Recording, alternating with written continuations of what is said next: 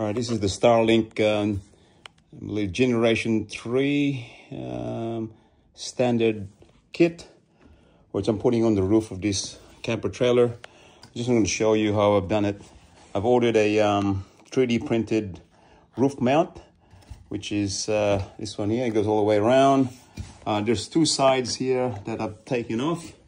I'm not installing that. There's one on the other side, mainly because the wind and the rain will be coming through this way. I couldn't really put it the other way around, which is where the slope is, as you can see, because of the area. But at least any rain, water, or whatever, it's gonna just come out this end or the other end. If I put the ends in there, the water and dust and dirt is gonna get trapped in there, because you can't really seal this.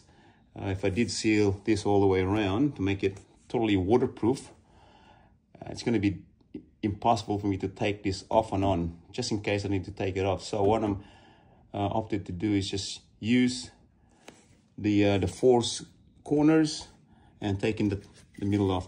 Now what I wanted to show is this 3D printed, I believe it's a PET material. I got this from Etsy, the website. It was 110 Australian dollars for memory, and this is it here. It's hollow, so you can clearly tell it's been 3D printed. There is no hole access there whatsoever.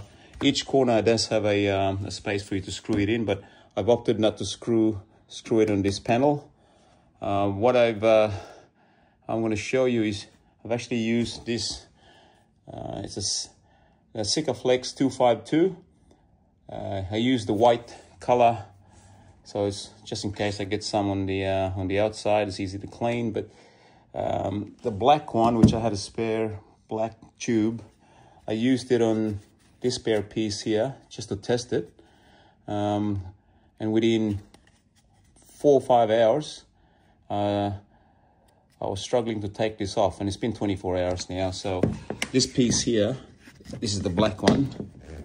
I just want to make sure, this was the test piece, just want to make sure that this glue actually stuck to this, and that will stick to the panel, which there's no problem sticking to the panel. It's just the plastic is a bit of a problem, because that panel that's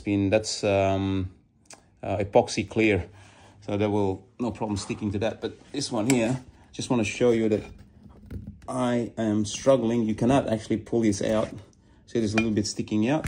I struggled to pull that out, obviously with holding the other piece. I'm just holding the camera at the moment, but so I'm pretty, and I struggle to scratch anything off it, and that's just a small piece.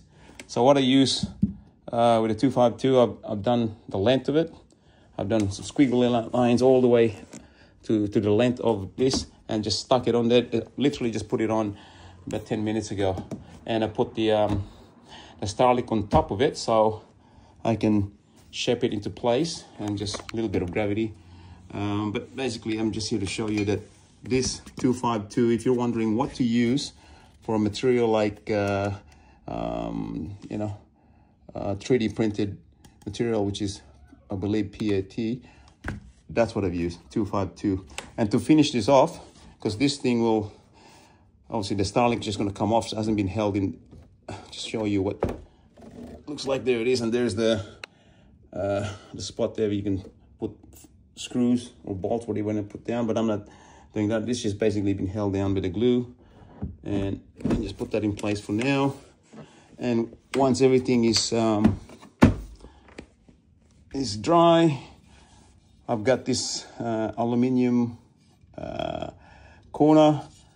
This is, I believe this was 20 by 25 mil. So 25 mil on one end, one side, and the other one's 20 mil. So I'll put 4 screws, 2 on each side.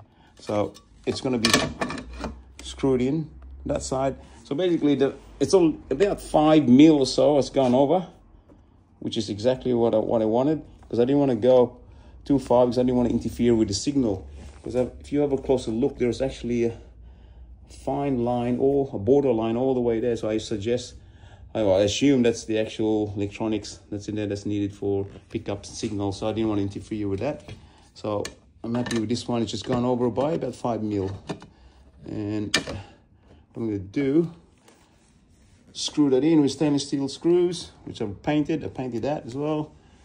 Two on that side, and you still get the gap underneath, and this is well hidden. So, and I've got the two pieces on the other side, which is, that's going to go like that as well. So that's going to be held down, and that's it. So it's easy to put on, and I'm just going to see, once I put the 4 screws in here, I might not need to take this off and on. When I want to take this off, I might be able to just slide it in place. But basically, just wanted to show you that 252 is what I'm using, Sikaflex 252, to put this on. And I'm pretty confident that's not going to fly off.